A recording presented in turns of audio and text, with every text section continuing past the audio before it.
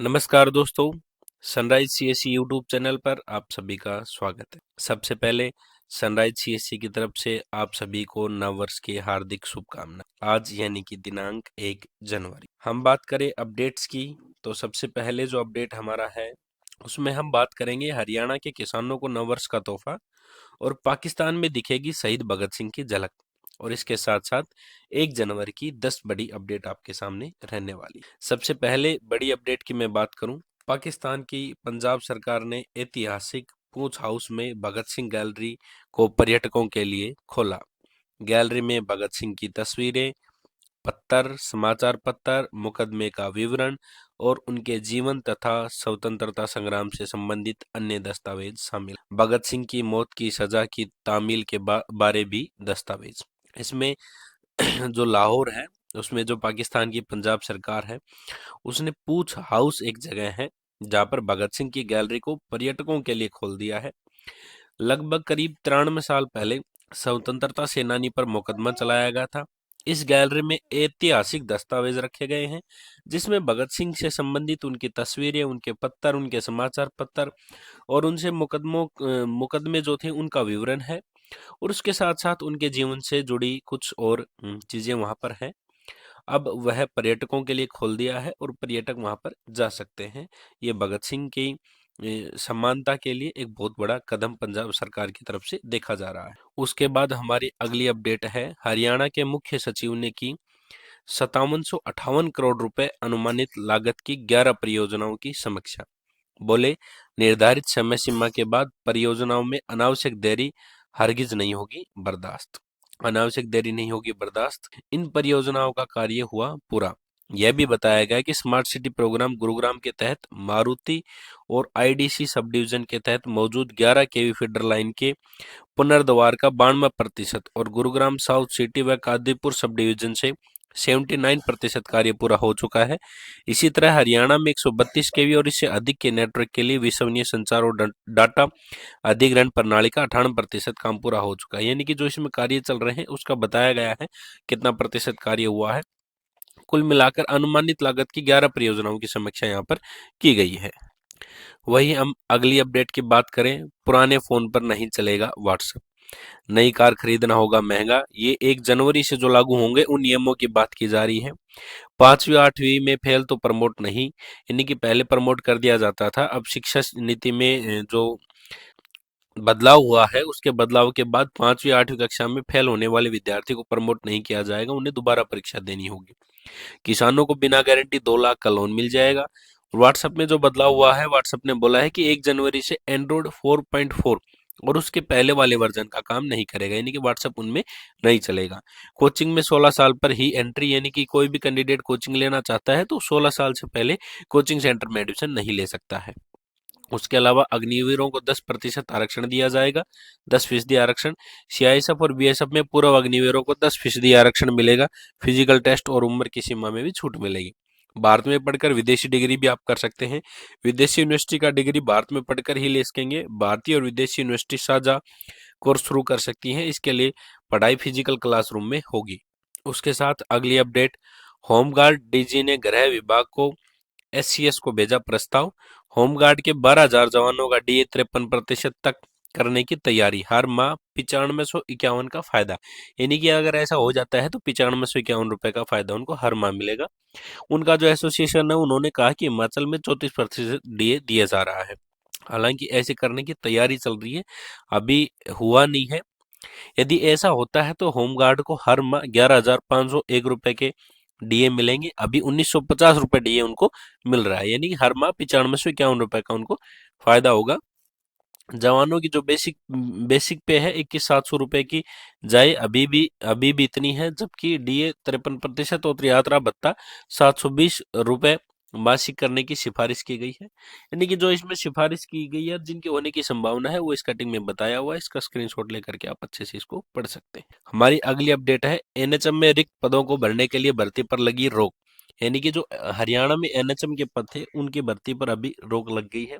इसमें डिटेल आप पढ़ सकते हैं। उसके अलावा ग्रुप ए व बी की भर्तियों में आधार कार्ड अनिवार्य, अधिसूचना जारी। यानी कि पहले ऑप्शन आता था बगैर आधार कार्ड भी आप अलग अदर ऑप्शन सेलेक्ट करके भर सकते थे। आधार कार्ड अनिवार्य नहीं था, पहले भी यूपीएससी ने एक बार इसका नोटिफिकेशन जारी किया था। अभी चंडीगढ़ से खबर आई है, ग्रुप ए व बी की भर्तियों में आधार कार्ड नंबर देना अनिवार्य होगा, ये जरूरी। हमारी अगली अपडेट है, तबादलों के नहीं काटने होंगे चक्कर, सभी विभागों में ऑनलाइन ट्रांसफर होंगे। यानी कि जो ऑनलाइन ट्रांसफर पॉलिसी है उसमें ऑनलाइन तरीके से आपके फॉर्म सबमिट हो जाते हैं और उसमें पोर्टल के माध्यम से ही उठाया जाता है कि किस कैंडिडेट का ट्रांसफर होगा या किसका नहीं होगा। प्रेफरेंस के लिए हर डिपार्टमेंट की अलग अलग गाइडलाइंस होती है कि किस कैंडिडेट को प्रेफरेंस दिया जाएगा। तो अभी बहुत सारे डिपार्टमेंट्स में अभी भी ऑनलाइन ट्रांसफर नहीं होते हैं, लेकिन अब खबर आई है कि इस साल से इनको ऑनलाइन ट्रांसफर होंगे लगभग हर विभाग की, ऐसी कोशिश की जा रही है। उसके अलावा यहाँ पर भर्तियों का भी ब्यौरा दिया गया है। 632 भर्तियां और 28 परीक्षा करने का रिकॉर्ड कायम किया नए साल में। लेकिन यानी कि जो इन पे भर्तियों पे जो कानूनी विवाद चल रहा है उसकी यहाँ पे ब्यौरा दिया गया है। जो समाधान शिविर सरकार ने लगाए उसकी यहाँ पे व्याख्या की गई है। और हरियाणा को अलग से हाईकोर्ट दिलाने और अलग से राजधानी की मुहिम को लेकर 3 सदस्यों की कमेटी ने बेड़ा उठाया। यानी कि हरियाणा की अलग से राजधानी, क्योंकि अभी संयुक्त राजधानी है हरियाणा और पंजाब की, और अलग से हाईकोर्ट बनाने की जो मांग गवर्नमेंट कर रही है उसको पूरा करने की कोशिश इस साल में की जाएगी। हमारी 7वीं अपडेट है, सैनिक स्कूल कुंजपुरा में 6ठी और 9वीं में दाखिले के लिए 13 जनवरी तक कर सकते हैं आवेदन। ये सैनिक स्कूल कुंजपुरा ही जरूरी नहीं है, सैनिक स्कूल के फॉर्म निकले हुए हैं। कक्षा 6 और कक्षा 9 दोनों के लिए आवेदन शुरू हो रखे हैं। जो कैंडिडेट अपना ऑनलाइन आवेदन करना चाहे वो ऑनलाइन आवेदन करवा सकता है। इसकी अंतिम तिथि आपकी 13 जनवरी रहने वाली है। इसके लिए आप आवेदन कर सकते हैं। आवेदन में कैंडिडेट के फोटो, साइन, थंब इम्प्रेशन और डोमिसाइल, और यदि कास्ट है तो फिर ओबीसी एससी जो भी कास्ट है वो कास्ट सर्टिफिकेट भी जरूरी रहेगी। ये नॉर्मल डॉक्यूमेंट आपके चाहिए और आप इसकी ऑल इंडिया सैनिक की ऑफिशियल वेबसाइट पर जाकर इसके लिए आवेदन कर सकते हैं। 13 जनवरी अंतिम तिथि है। फिलहाल साइट में कोई दिक्कत नहीं है, साइट अच्छे से प्रॉपर वर्क कर रही है। अगली अपडेट है किसानों के लिए, हरियाणा के किसानों को नए वर्ष का तोहफा, कृषि मंत्री ने जारी किया सूखा राहत का 90 करोड़ बोनस। यानी कि सूखा राहत का 90 करोड़ बोनस जारी हो चुका है। मंत्री श्याम सिंह राणा ने अधिकारियों को आगामी बजट के लिए तैयारी करने के दिए निर्देश।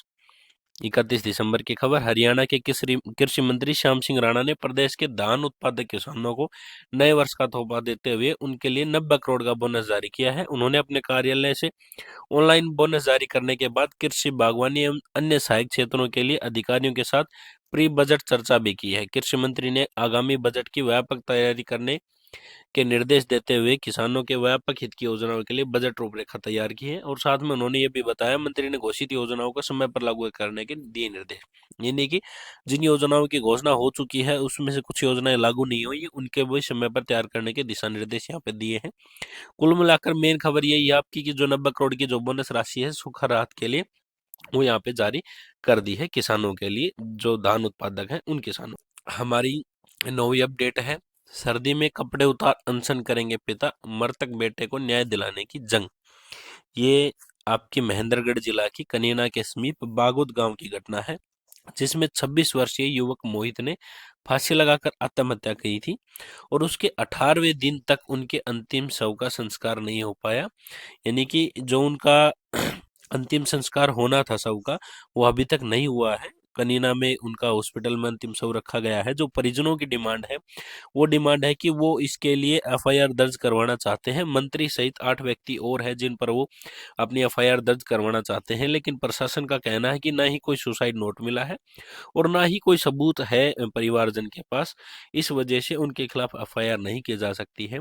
उसके अलावा मृतक के पिता ने अपना जो नोट है वो पहले ही सोशल मीडिया पर छोड़ दिया था। उन्होंने बोला है कि हम अनशन करेंगे, यदि हमें न्याय नहीं मिलता है तो मैं खुद भी सुसाइड करूंगा, ऐसा उन्होंने नोट छोड़ा है। हालांकि अभी तक उसका अंतिम संस्कार नहीं हो पाया है। देखना होगा कि प्रशासन उसमें क्या कुछ कदम उठाती है, लेकिन अभी तक उनका अंतिम संस्कार नहीं हुआ है। ये बड़ी अपडेट है, पिछले 18 दिन से नहीं हो पाया है। प्रशासन ने इसके लिए बार बार अलग अलग कोशिशें की हैं।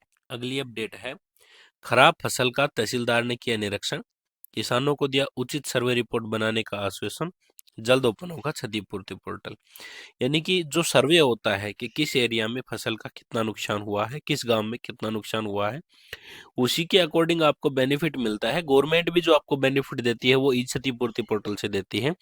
साथ में जिन किसानों ने फसल का बीमा करवा रखा है उनको भी जो बेनिफिट मिलता है, जो प्रीमियम उन्होंने दिया था अपनी फसल का बीमा करवाने के लिए, उसके अकॉर्डिंग जो उनका जिस प्रतिशत से उनका बेनिफिट मिलता है वो उनके खाते में आता है। जैसे मान लीजिए तहसीलदार ने 20% यदि वहाँ पे नुकसान दिखाया है, तो मुआवजा जैसे आपका 100% का जो भी होता है उसके अकॉर्डिंग 20% का फायदा आपको खाते में मिल जाता है। ये हर गांव, पूरे गांव का रिपोर्ट एक बार में ही तैयार होता है, तो उसके लिए सर्वे हुआ है और किसानों को बोला है कि उचित सर्वे की रिपोर्ट बनाकर वो देंगे, जिससे किसानों को ई क्षतिपूर्ति पोर्टल या फिर फसल बीमा का जो नुकसान हुआ है उसका जो भरपाई है वो किसानों को मिल सके, उसके लिए तहसीलदार ने निरीक्षण किया है। और ये जब भी फसल खराब होती है, तो जब भी कोई ज्ञापन देता है तहसीलदार या फिर कृषि विभाग में, तो जो इसके लिए अधिकारी बने हुए हैं जिनको ये सर्वे का रिपोर्ट तैयार करना होता है, वो समय समय पर अपना सर्वे करके डिपार्टमेंट को सबमिट करवाते हैं। फिलहाल आज की अपडेट इतनी ही। आज के लिए आप सभी से धन्यवाद।